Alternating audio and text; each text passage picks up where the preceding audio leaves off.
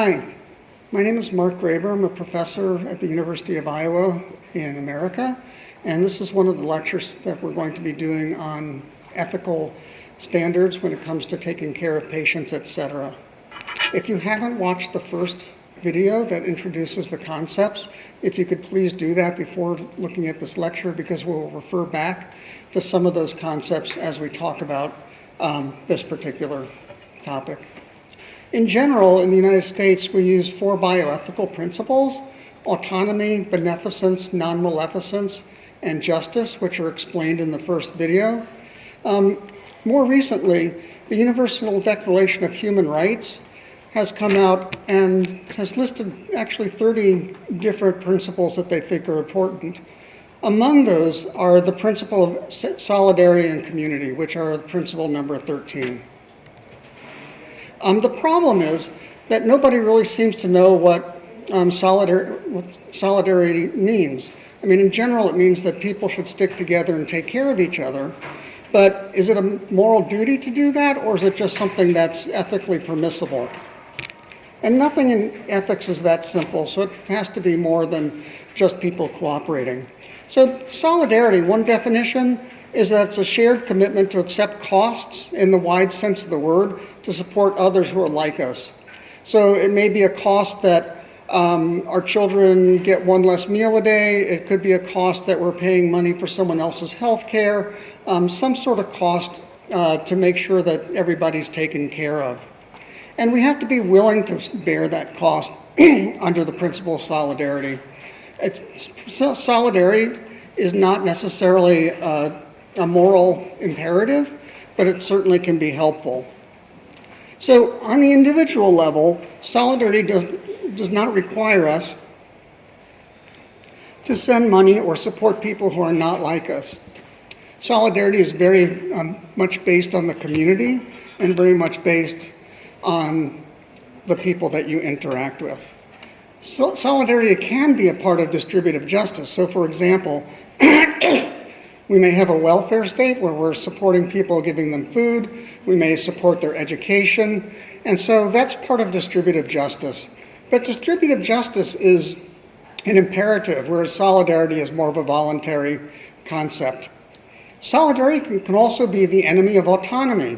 If we mandate solidarity and pass a law that says everybody needs to do this, that might infringe on the individual's right of autonomy. For example, they may not want to pay more taxes for health care for the poor.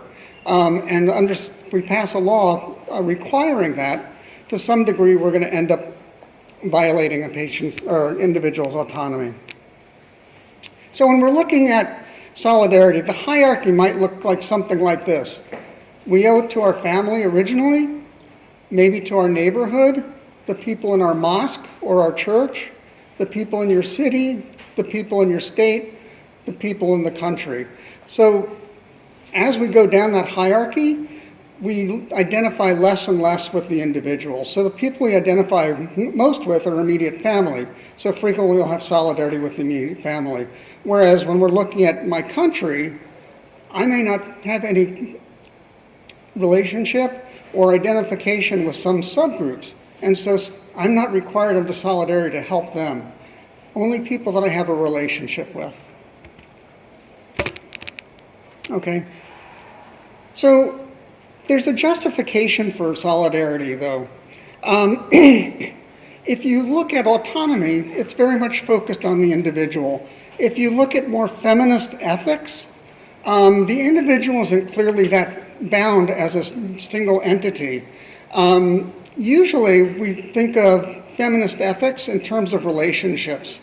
And so if you're looking in terms of relationships, then solidarity can be embedded in a moral principle, because relationships, if that's defining the moral principle, then solidarity can become a driving principle.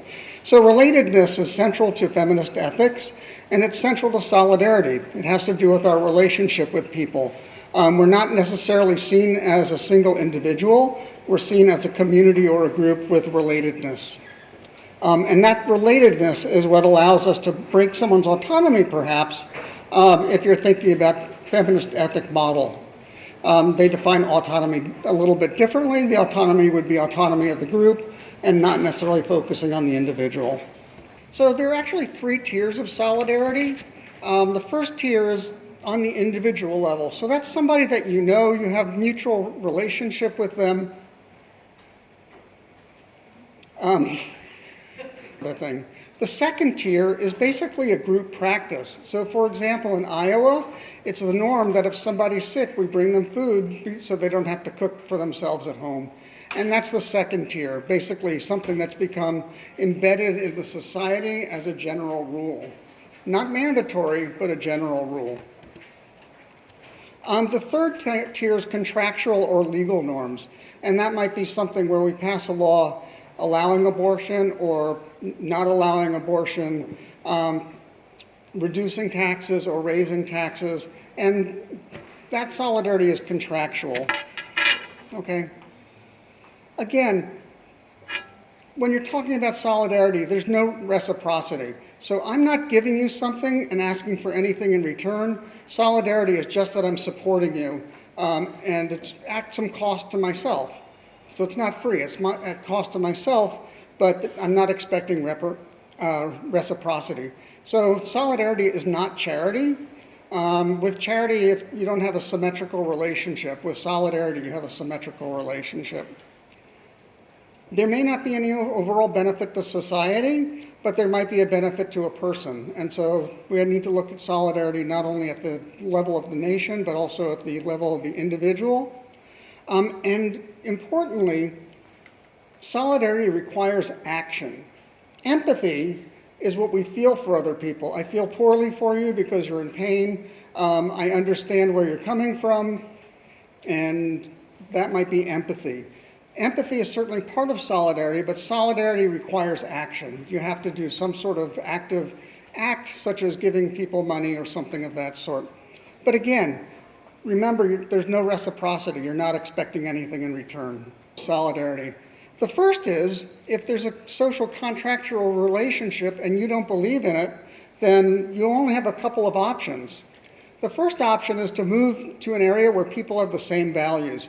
And so solidarity has been called the European value because in Europe they tend to take care of each other, whereas autonomy has been called the American value because it's more focused on the individual. So if you disagree with the societal rule, you either have to move to an area where they don't have that rule, or you have to convince people that you live around that this is an important rule and that you can then identify with them.